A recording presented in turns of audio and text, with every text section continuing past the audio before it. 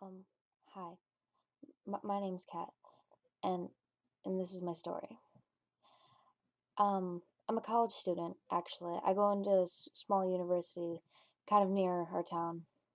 Don't really live in campus. Me and my two friends, Maddie and Johnny, or John as I like to call him, unless I'm calling him formally.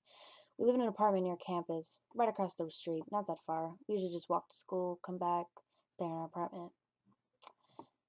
Now, before I tell you the story, please don't take me as a murderer or judge me for what you think. Just listen to the story and take it as you may. But this is how I saw the story. This is the story of the man in the old rocking chair. So Johnny was staying at his friend's house. His friend Jill or something. I don't remember her name. It was weird. And so he comes back. Me and Maddie were staying in the apartment, cleaning up, waiting for him to get home. He gets home and his face is just blank. I didn't know what to say or think. Hey Johnny, I said. Johnny just looks at me. I have a great idea. He looks at me and Maddie, his face glowing now. What do you mean? So, my friend told me this story, right? And she said it's about this old man. It's really, really weird. We should do this. We should go to his house and find him. And if you don't know how the story goes, this is how it went. There was an old man.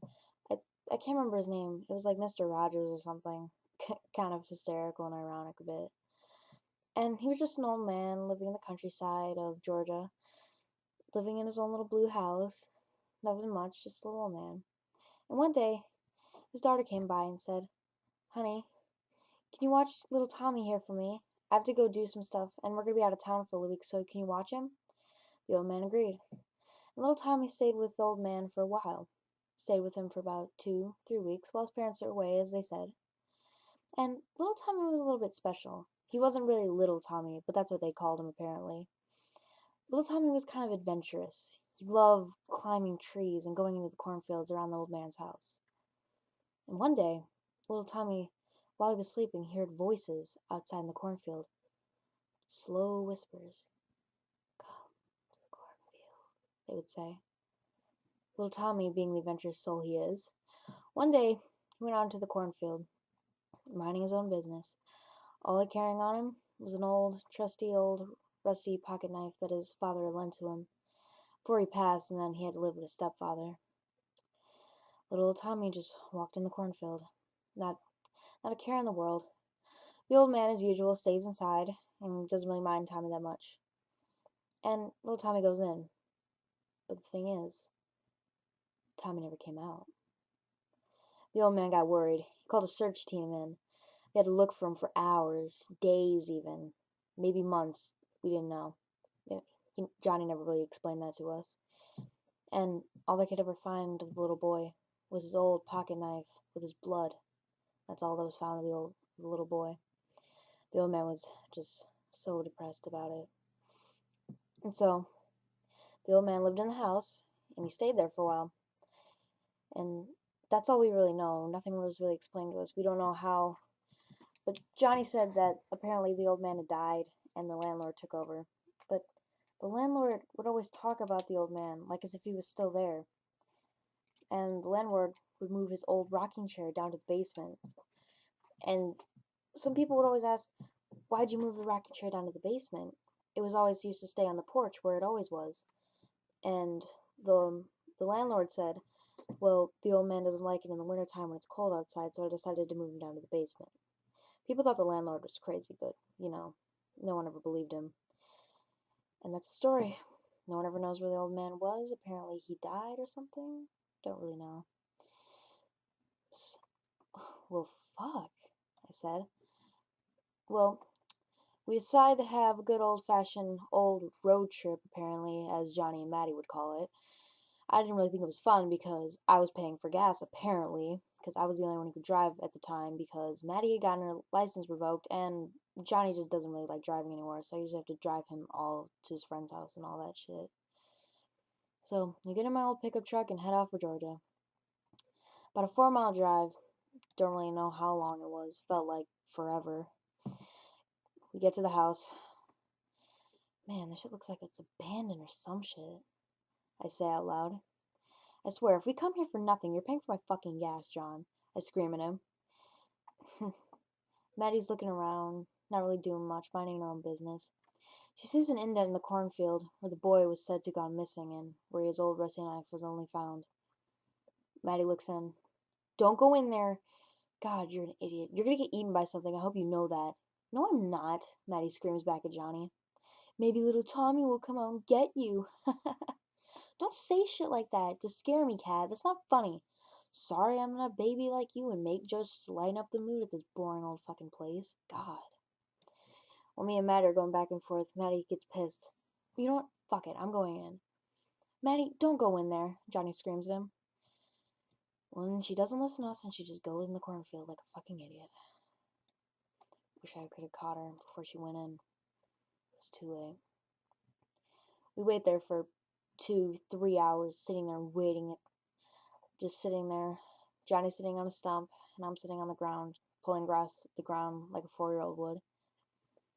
Maddie, this isn't fucking funny. Get the fuck out here now. Johnny's screaming in the cornfield loud as he can. You know what? Forget Maddie. This is boring. She'll come out at her own time. I'm going in the house. It's cold out here anyway. It's getting dark too. Well, what about Maddie? What if she doesn't know where she is? She'll be fine. I left the keys in the car if she wants. She can turn on the radio or something. Johnny agrees, and me and Johnny go inside the house. Me and Johnny are looking around. Hello? Is anyone here? Johnny says. Well, guess I'm taking this nice bracelet. Johnny gets annoyed with me. Like I did anything wrong. You're the one who decided to sneak into an abandoned house. What if we get caught for B&E or something? I don't know. Johnny gets annoyed with me. What if the landlord finds out it's missing? You're just like Maddie. You're such a party pooper. Hey, at least I'm not a thief. I'm like...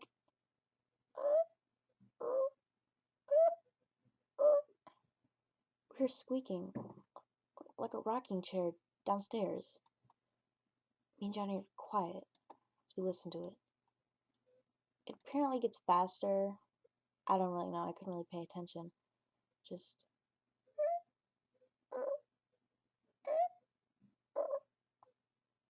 slowly, slowly. Me and Johnny think we should go to the basement. So we find the door to the basement, open it up slowly. It's one of those old red doors that you find in like, oh, some magic fairy tale or something. It's all just arrayed with filigree and pieces like that. It's pretty cool. Johnny slowly opens the door. We go down the old stairs, the old paint chip stairs.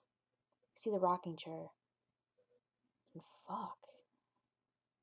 There, as the landlord said, the old man sitting in it. Oh my fuck. Johnny, you were fucking right. The landlord was after someone. Fucking told you. Fuck, what if he tells someone we broke in? What if he finds out? Dude, I'm already on fucking parole. I can't get caught. Now you're fucking worried after you took the bracelet, you thief. Shh, fucking you idiot. He could probably hear you. Me and Johnny are going back and forth. And then... the old man moans a bit. Moans again. Johnny and I freeze from our argument and look at him. Johnny slowly walks towards him. Slowly. Every step. Just agonizing. The floor was cement, so it didn't really creak. It was just like...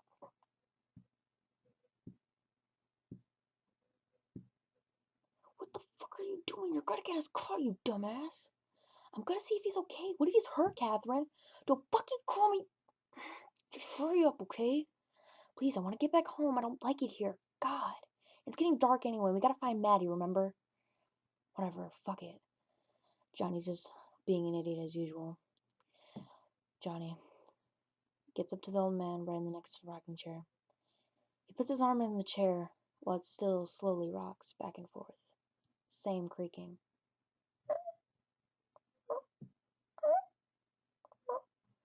The rocking appears to get louder, but I don't really pay attention. Johnny taps his shoulder. Sir? Are you okay? We're here to help. We're not intruders or anything. We're here to help if you need anything."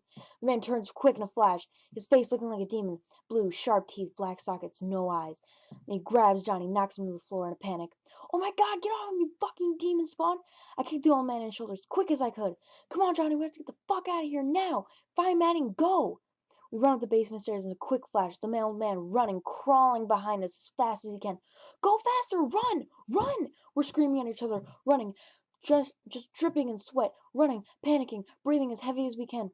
We get outside, run. I slam the door behind me, but the door flings open and the old man crawls out, even getting quicker towards us, just crawling, just bearing at the ground with his nails, his old finger maggot-infested nails. Oh, I can still remember the thought of it. It just creeps me out even thinking about it. "Wait, we forgot Maddie. We have to go back now. Fuck, she's a goner. She's already dead. Either that, Tommy, it's either we lose 2 lives or 1. I don't care. I'm not dying today." I quickly turn on the gas and head out of there. Going down the gravel road. Silent. Me and Johnny looking at each other. The radio turned off. I see a tear roll down Johnny's face, as if he just saw his whole family got massacred. His face white, his blood pressure low. I can hear his heart. Our hearts ununison. Mine's beating as fast as I fucking can. His beating slow, as if he just saw a devil. Well, that's what we did see, basically. Me and Johnny get back to the apartment and agree to never tell a single soul any of this. And if anybody asks about Maddie, we pretend she never existed. Even if it was hard, we still pretended. I can honestly say, me and Johnny aren't proud of what we did. It's either 2 lives or 1. And Johnny doesn't know I'm writing this right now. But if he decides to hate me for it, or leave me, or whatever, he can. But I'm telling you this now because I want to say, don't ever look for the man in the old rocking chair.